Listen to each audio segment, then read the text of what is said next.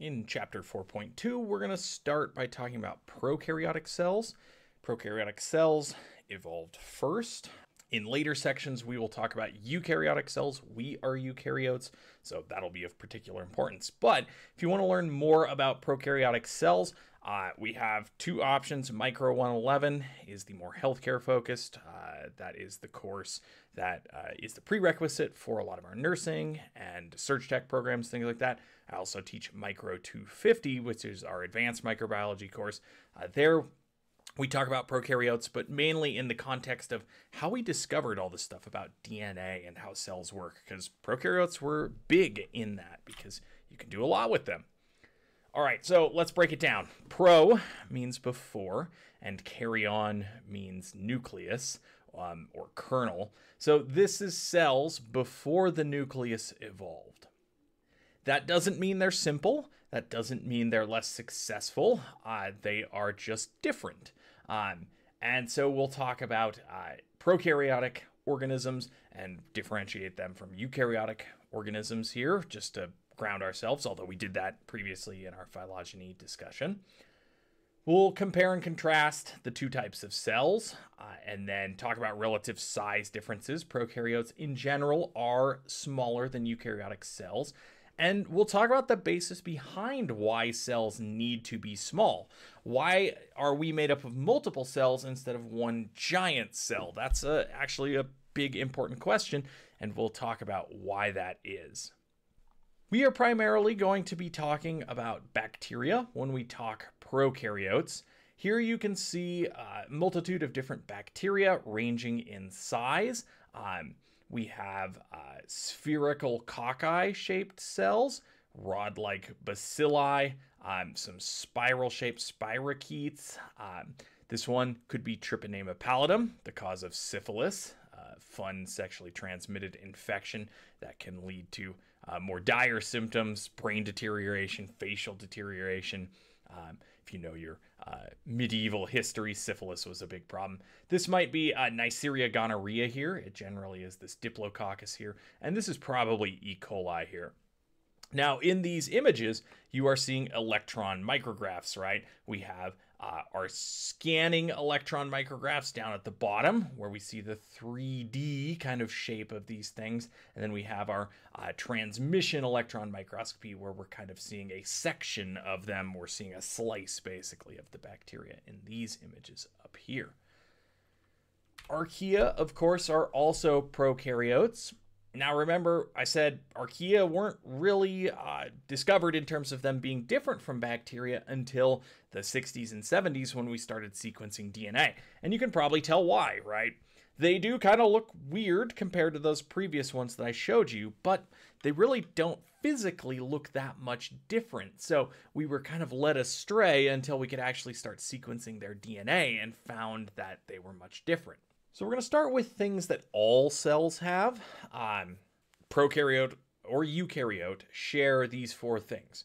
Of course, there are exceptions, but for our purposes, all cells have this. You got to have four things to be a cell, basically. The biggest one, the most important one, is the plasma membrane or the cell membrane. This is made up of lipids, and it separates the cell inside from the cell outside, right? I think that's probably should be pretty obvious, right? You have to have some barrier that is defining the cell. That is the plasma membrane here. We have the cytoplasm. This is the liquid, kind of jelly-like, what we call cytosol inside the cell. So there is liquid inside of the cell. That is called cytoplasm. It's not fully liquid, but it is fluid. You need to have DNA, genetic material. All of the genetic material in the genome should be in the cell. And then we have ribosomes. Ribosomes are a mixture of protein and rRNA that synthesize proteins. So these are the four components that you will find in all cells. There are exceptions to that rule, like red blood cells don't actually carry any DNA. Don't worry about that, right? This is, for all intents and purposes, all cells. What about prokaryotes? Well, prokaryotes, they have those four things, and maybe a few other things, but those are the four things that all of them will have. Prokaryotic organisms are single-celled. Okay, there's no multicellular prokaryotes, although you could argue that they do work together, so they're kind of in sometimes blurring the line between that, but we consider each prokaryotic cell a single organism. They lack a nucleus. Okay, that doesn't mean their DNA is just floating around randomly. Often we see that prokaryotic DNA is organized. It's kind of coiled up in a specific region. We call that the nucleoid region. Now, I know that terminology could be confusing, but they lack a membrane-bound nucleus, but they do organize their DNA into a region that we call the nucleoid. Now, because there's no nucleus, there's some interesting things that can happen. Particularly the processes of transcription, which is taking the DNA and making mRNA out of it, and translation, which is taking that mRNA and turning it into protein. Those can happen at the same time. That is very important for the bacterial lifestyle. I will talk about that here in a sec. Prokaryotes generally have a single circular chromosome. So this might look like spaghetti all coiled up here, but if you were to stretch that out, it would be a single circle that is in there.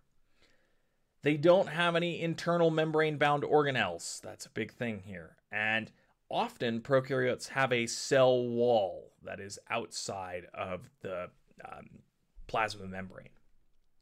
Now that cell wall is very important in medicine. There's actually two broad groups of bacteria that we worry about mainly in medicine, the gram-positive and the gram-negative. This differentiation is based on their cell wall type, and your body recognizes different bacteria based on their cell wall. We have different antibiotics that work on one group versus the other. Again, if you take microbiology, you'll learn all about that. For us, what I want you to think about is that bacteria often have a cell wall, prokaryotes. You don't have a cell wall. That's a difference between you and bacteria. If you want to kill bacteria, which you might want to do if they are infecting your body and causing you harm, we might target that difference. So there are a lot of antibiotics that target the cell wall. They will harm bacteria and not you because you don't have a cell wall, okay? So if there's one thing you take from this course, you don't have a cell wall, okay? The other structures that are in here, they might have little pili. Those are involved in sensing their environment and interacting with it. And then often bacteria that are motile or can move around have flagellae to do so. So I mentioned that not having a nucleus allows bacteria to live a little bit different than us.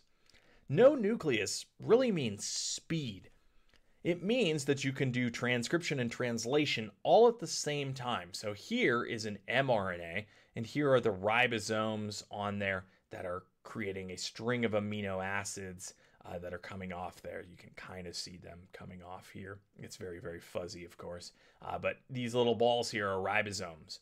So this process can occur at the same time. In you, a eukaryote, you make an mRNA, and then you have to send that outside of the nucleus to ribosomes to be translated. That slows down your cellular processes. E. coli, on the other hand, which this is a micrograph from, it goes fast. It lives fast. E. coli can divide, reproduce effectively every 20 minutes. Okay, in E. coli, reproduction is just the cell dividing. In prokaryotes, we use that interchangeably with growth. We call that bacterial growth, but really it's bacterial division. So E. coli gets a new generation every 20 minutes. Think about humans. How long does it take to get a new generation of humans? Well, if we go down to the most base things, right? We're looking at puberty in humans in the teenage years. So 13, 14, 15 years, and then 9 months to get that next generation, right? So that's a long time. I want you to think about that when you think about where genetics and cell biology, where all that research was done. That research was not done in humans, okay? Even though we care about humans, that research was all done in E. coli. Because you can get 1,000 generations in, 20,000 minutes. 1,000 generations of humans, I can't even calculate that in my head, but you could do the math. That's going to take a long time, right? What is that? I guess if we say it was 10, that's 20,000 or 10,000 years, right? That's a long time. So E. coli is quick.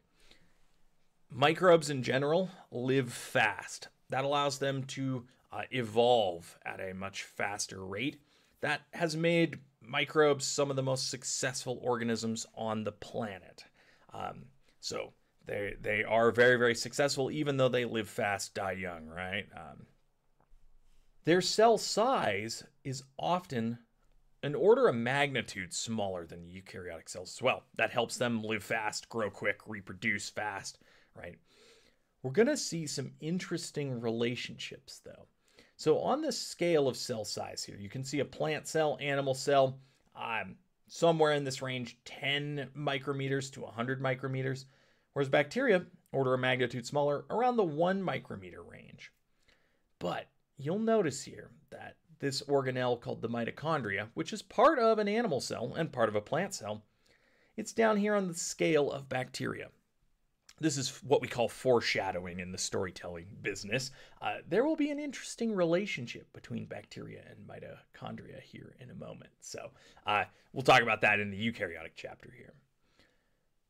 Bacteria, small size, allows them to diffuse molecules. So diffusion is when something moves from a high concentration to low concentration.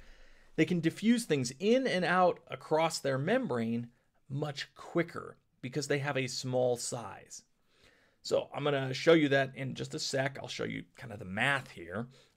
But their small size allows them to grow and reproduce very, very quickly. So why do I keep talking about cell size? Well, it's all about surface area, right? Surface area covers the outside of this three-dimensional structure. Surface area is kind of the limit for how much stuff can come into and out of the cell. And if you're going to live, you got to move things in and out of your cell, right? The surface area is related to the volume of the cell. And the math here is not super important for us, but I'm going to show you how it scales. And I'm going to show you particularly something called the surface area to volume ratio. So here's some cubes, right? We have our 1 unit cube here. There are 6 sides to it. So there are 6 square units here, right, of surface area. But there's only 1 cubic unit of volume.